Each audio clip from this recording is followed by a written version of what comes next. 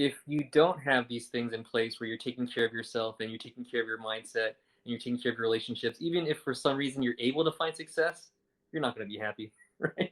Like, if you're like that small percentage of people that get there, like you're just going to be miserable even if you do get there. So you got to take care of yourself. It's like if you keep on reaching for things and you just keep on reaching, when you get to a certain point, you're just going to keep on reaching, right? So I think that's one thing why mindfulness and meditation is so helpful, especially because things just get thrown at you left and right when you're entrepreneurs. There's always like new challenges, always new struggles.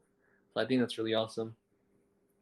Yeah, Nate said the last reason is important, very important. That's ignored way too much. And I agree, man. Like, look, building a business, trying to build a business it can be very difficult, and it can be kind of isolating.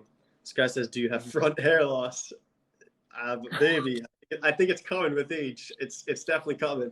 But yeah, I think it gets ignored a lot of the times. Because it's just, focus on the business, focus on the business, focus on the business. But there's just such a need for you to take care of yourself and make sure that you're growing, as a person, and make sure that you're holding the right mindset as far as not thinking about just trying to make money and thinking about trying to actually help people.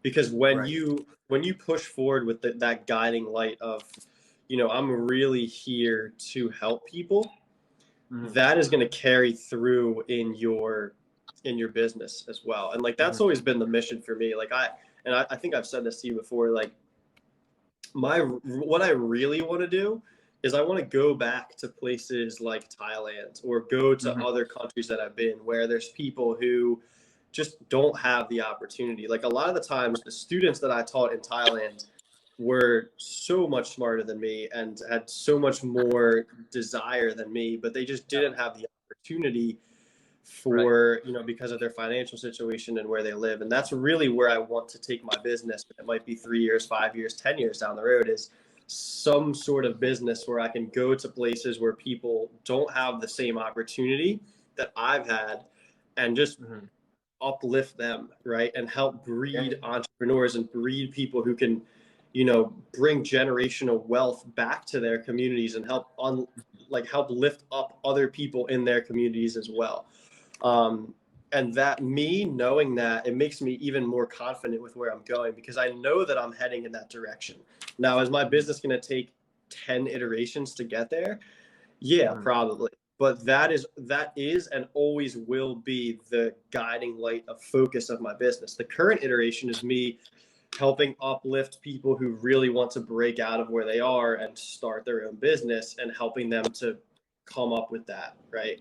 Who knows what the next iteration may be? It may be helping entrepreneurs go back and help other entrepreneurs. But what I really want to do is just give people opportunity who don't have it.